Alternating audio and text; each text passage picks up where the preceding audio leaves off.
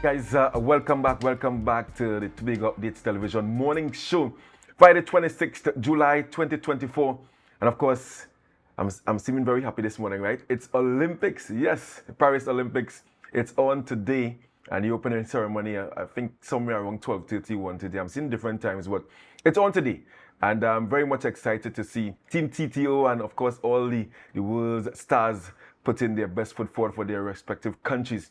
But we are here this morning here in Tobago, and we're talking about rugby and football. And in studio with me at this time is the president of the Tobago Football Association, Mr. Kenny Alfred. Good morning to you, sir. Good morning to you, and happy Friday for you. Fantastic. And I like how you're patriotic as well, we're repping Team TTO this morning. Of course. It's time for the Olympics. Time for the Olympics. It's every 4 years, so it's something that we all have to look forward to. Yeah. And I'm hoping that the team could do well. Yeah, fantastic. And it came at a good time to when West Indies playing, so we can have a little respite in that sense now. Yeah, we have a little buffer. But let's also wish the West Indies team well. I think from all information, they're off to a good start. They're off to a good start again. Hoping that they can continue and go all the way this time. Yeah, I do like the song of Mike Watts. Yeah, especially to the English. Yeah. In that sense.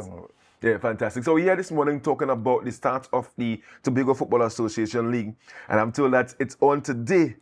The league starts today, Mr. Alfred. Well, yes, the league starts today, but we have to temper some of our expectations, unfortunately. Unforeseen circumstances has led us to make some decisions last night. Of course, within the last week, we have encountered some challenges with the lights at Colon. Right. That's in Blackrock, right? So some people ain't know Colon is Blackrock. Right. So Colon is in Blackrock. Blackrock, yes. They started some work yesterday afternoon, but they haven't gotten that far. The lights in Colon, that's the recently installed lights? Yeah, recently installed lights. For some reason, on Tuesday night, I think they went down to only one tower that was working. I don't think the situation has improved that much. So we had to make a decision last night to postpone those games tonight and not let people go to Blackrock to then find they're not completed the work on Blackrock. So both games for both Friday and Saturday, we have postponed those games.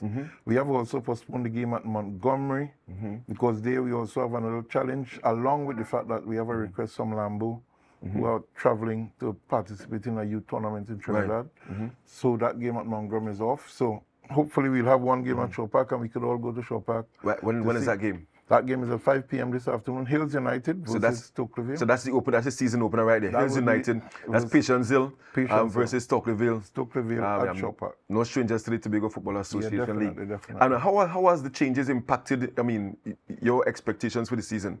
I think this year is going to be an exciting year because it's going to not just be a competition for the 2024 champions. Right. But there's going to be an added competition in that we are now hopefully returning in 2025 to Premiership and Second Division, where you have the best teams playing against each other. So outside of just trying to win the competition, you are now trying to qualify to be in the Premier Division. So in the two conferences that we have, the top 4 teams from each conference would automatically qualify. So the top 4 teams come out of the preliminary stages? Of the Eastern and Western preliminary stages. Not only do they advance to the big game, but you also qualify for the Premier Division in 2025. And the teams finishing in positions 5th and 6th in both conferences would have a playoff for 2 places. So that therefore means that we're going to have 10 teams in the Premiership in 2025, and you have to now compete for your places. So it's not just about winning this year, it's about trying to say, listen, I'm one of the best 10 in Tobago right now. and this request came from the teams, or you guys saw it fit as a TFA to bring something new, a new dynamic to the football? Well, we knew from the time we restarted football after the COVID that we wanted to get back, but it has been a process. We have been looking at what is happening in the football space within Tobago. Of course, we started with 3 conferences. Because of the economic situation, we allowed teams to play within the region. It wasn't allowing them to play sufficient games because when you have 6 teams in a conference, you're only playing 5 twice. That's 10 games. That's not enough for a season. So, for example, this year we also decided to move from 3 conferences to 2 to increase the number of games for the teams. So now you're going to be playing something like 18 games in your season. So how many teams per? 10 teams in both conferences. So you have a lot more games to play. And of course, we still have the FA Cup competition that was really, really outstanding last year. Showed up some interesting matchups, and I expect the same to happen this year. So we're gradually getting to that point where the best teams must play against each other more regularly. Yeah. So two conferences, East and West, and East and West. Right. We'd love to give them some other names, but and is it one round of matches? no, 2 rounds. 2 rounds. Wow. Two rounds. So you have a lot of football to play. Right. Again, it's about growing the football. Yeah. And any concern that you may not have all the fees available to you to compete in a timely manner, because they don't want football from 2024 to go into 2026. No, of course not. We're not going to go into 2026 for sure. But you have to understand, sports is changing now. It's no longer seasonal. But we're not going to go to 2026. Right. So we expect that we will go over. The challenges, they will pop up. Let's be real. We're not perfect. These challenges will pop up. But I think the outlook is a positive one. The division is doing their utmost to ensure that the grounds are ready. For example, I can see now, only think it's on Tuesday or somewhere around there, the lights at Roxborough also went down. Wow. And I can tell you that last night, They've been fixing. they were repaired. I was called sometime after 5 p.m. to be told that workers are making their way to Roxborough to see if they could remedy the situation, and it was remedied. So I know the division as well is doing their utmost to ensure that the fields are available. We have some challenges in some other grounds that they're working on in terms of the lights. So I'm optimistic that we will have all the sufficient fields available to us, because we know we still have to have cricket playing at Shore Park throughout the year, and we're mindful of that, and we still love the cricket, so we have to accommodate the cricket and manage our use of Shore Park for the season, which we're looking forward to. But the forecast is looking good. Hopefully we could add some more football events to the calendar for the Tobago players that they could look forward to. So what are the venues are you looking at? Because I mean, somebody might be watching this this interview now, and they may want to go out there and sell the corn, sell the popcorn, and all these different things. We welcome that. We welcome so tell me about the venues that you have. The venues that we have carded now to be used, and I'll tell you how we're using them. Yeah. So in terms of the lighted venues, we're looking at Roxborough, Shore Park, Moriah, and Corland as the lighted venues now. So you tend to find that those venues could be used during the week. Not the stadium? You're not the stadium out of? The stadium, I'll speak to the stadium a little later. Those venues, as I said, we're going to be using them in the week, because we can play a little 5:30 games. Throughout the week, like you have specific days or? Specific days. Okay. So we are playing Wednesdays, Fridays, Saturday and Sunday for now. And when school opens, we stay at Wednesday, Friday and Sunday. Okay. So as I said, we're going to use those venues with lights in the week and on weekends. On weekends, we're going to be using Plymouth, Montgomery, Speyside, Riverbank, because they don't have functional lights or adequate lights at this point in time. If the situation changes, then of course we will make some changes to accommodate those venues.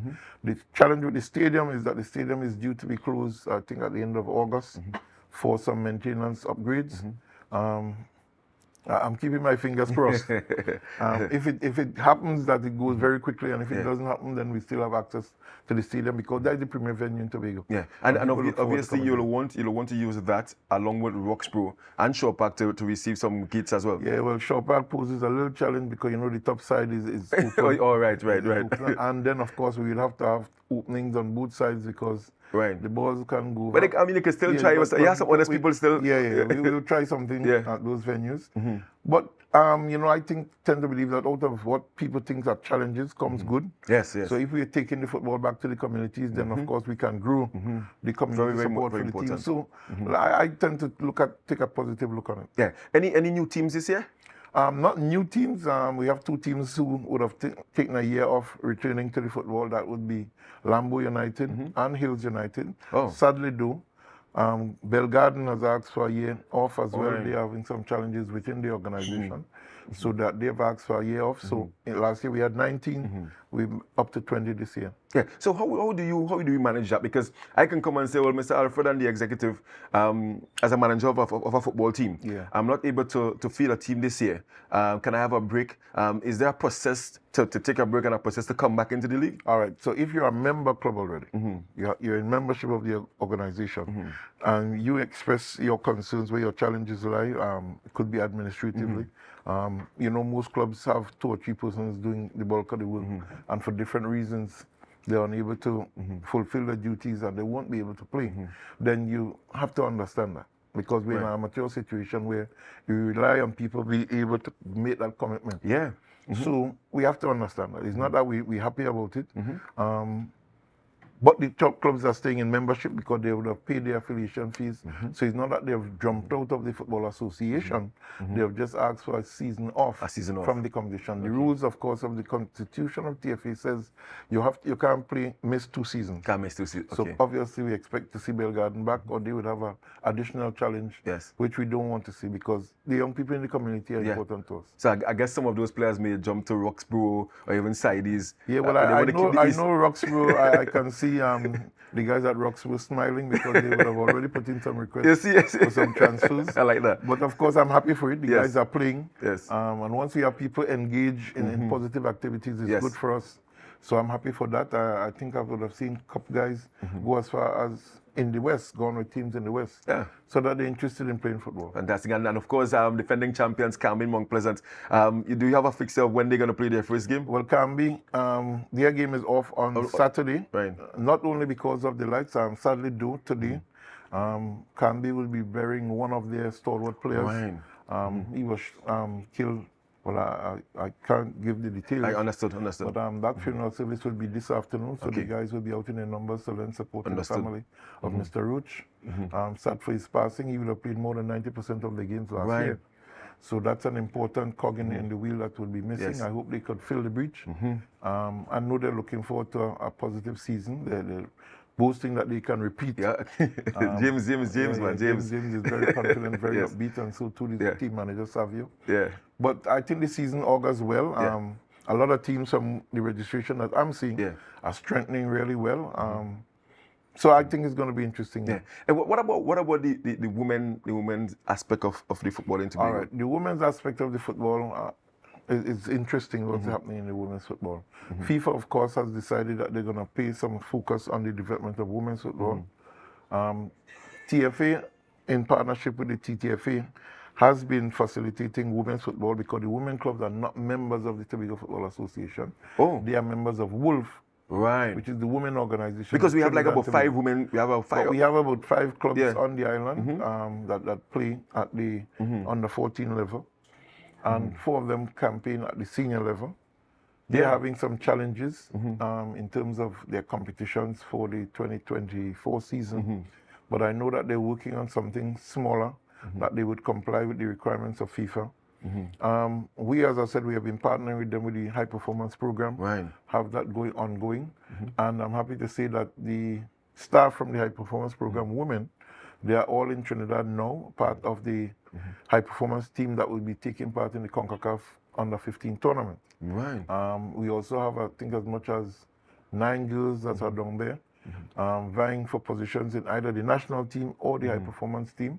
That tournament kicks off, I believe, on Sunday in Trinidad. We do have a group in Tobago for that competition. So I'm hoping that all girls will be part of either team. It's good. And the women's football continues to grow in Tobago. It's very, very important because I saw recently where Asha James is playing in Trinidad with Defence Force. She's playing with Defence and doing really good things there, out of Tobago as well. It's always a question asked. I mean, what are we doing? I mean, I'm a part of the Cricket Association as well, and the same question asked about women's involvement in the sport, and it's a challenge to get the women to come out and participate. But I think we have to target the schools. And if we get into the schools, we get the schools involved. One of the things I could say, and I've been trying to assist the group coming out of Roxborough, RSS Phoenix. They are really in need of some support. Not just financial support, but technical support in developing a program in the East, because quite a few of the girls from the East have to journey to Scarborough. And that's a costly exercise to play with clubs down here. So we're trying to develop the football up in the East. I know that's very good. Kenya is doing some work in Speyside. Yes, and it's really good to have her back. Yeah, so hopefully maybe if they can get her involved at the RSS level to do some work, that would be interesting. We're trying to see who we could find as coaches that are willing to get involved with the women aspect of the game in the East, so that we can grow the sport. Because we have quite a few good players coming from the East.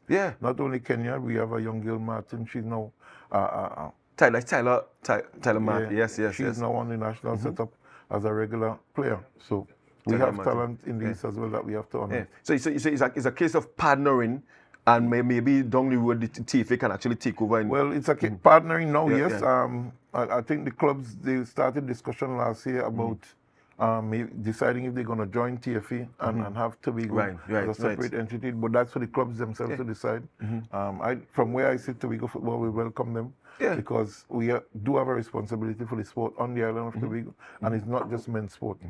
And of course, our general secretary is a woman. We have a vice president as a woman. So yes, we have to take care of all our footballers. And as you mentioned, General Secretary, before we wrap, right? I know that Georgina Peterkin is now involved, and you also have Carol Percy. Is there a change in the executive, or you had elections recently? Or no, we didn't have elections. What happened is that we had a few spots on the executive that weren't filled. Right. Of course, Mr. Pitt had to resign as General Secretary, and that position was vacant, and we had some ordinary members' position vacant.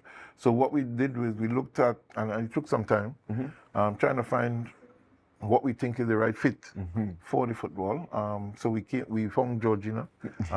God bless her soul. Yeah, big up Georgina all the time. Yes, I like Georgina. And then, of course, we have Axel George, a young man who is just back home from studying away, did management.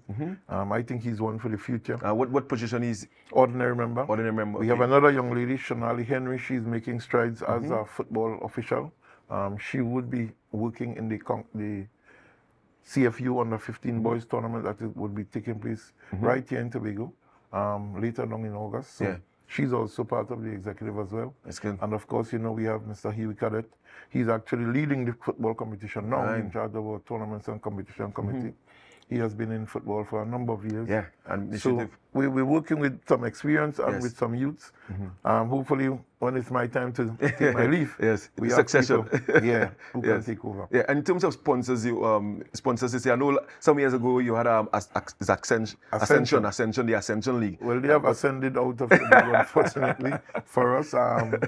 No, at this point in time, we don't have any sponsors from private entities, but football have to play. Football have to play. It's not just for prizes, it's a social requirement.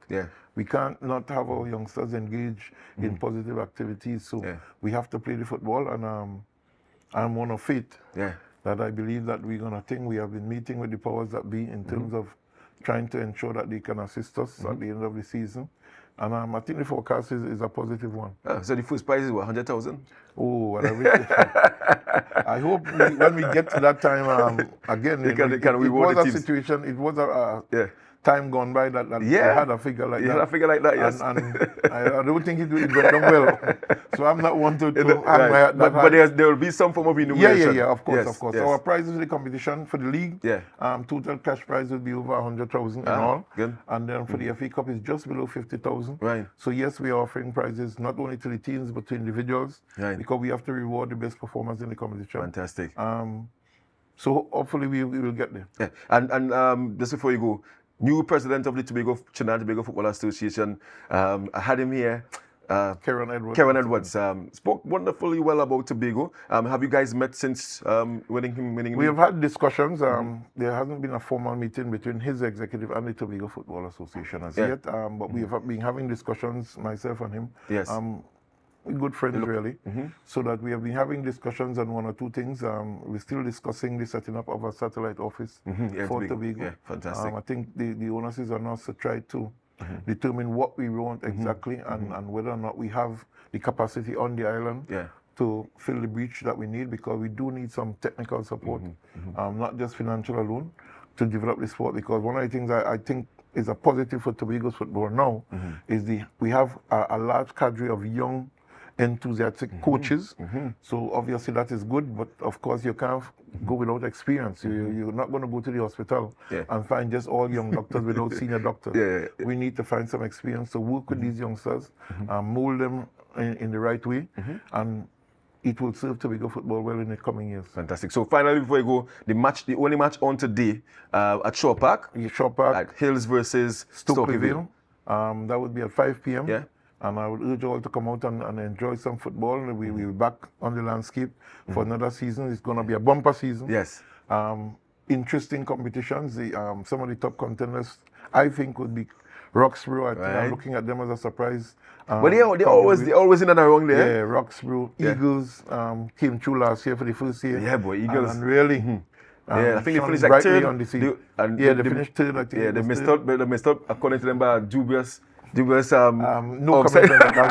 I'll plead the fifth on that. I know. You I'll don't. plead the fifth You on don't. that. You don't have the comments on that one. Sokleville Yeah. seem to be doing some work in strengthening their cadre of players. I would also want to tell people to keep an eye out For Castara. for Castara. Because They're I want to gonna know. always You always look for surprise you. Castara, and Yeah, Castara must they did well in the village leagues. Yeah. They've been doing well in the village league, and it's a community that have talent. Yes. You know, Always. have a lot of talent. Maziko and them guys. Yeah, And I know they're doing some work. Yeah. I had a conversation with a gentleman 2 days ago who has returned home, having retired, and he's interested in doing a lot of work in the community to develop the football in that region, administratively and financially. Fantastic. So we had to look at Castara in the next coming years. I've been deflying the ointment. Fantastic. And I'm taking over Tobago's football. Mr. Alfred, thank you so much for being here with us this morning. Thank you. Of course, it's never enough time to talk football, but obviously we always welcome you here to talk about the development of football here in Tobago. And of course, for those who want to keep update with the football, you can follow them on Facebook. They have been very active, Tobago Football Association. That's where I get most of my information now when I can't get Mr. Alfred. So you can check them out on Facebook, Tobago Football Association, for the fixtures and the results and all these different things. And of course, get down there in Short Park this afternoon. 5 p.m. Hills United versus Tobago. One game on. Entrance fee? No entrance fee. So it's free. I know you like freeness. Get down there and support your different communities and support the football. Thank you so much once again, Mr. Alfred. We're going to take a short break. When we get back, we're going to talk about rugby. Some really interesting stuff happening in rugby here in Tobago. Don't forget to share the live. Share the live.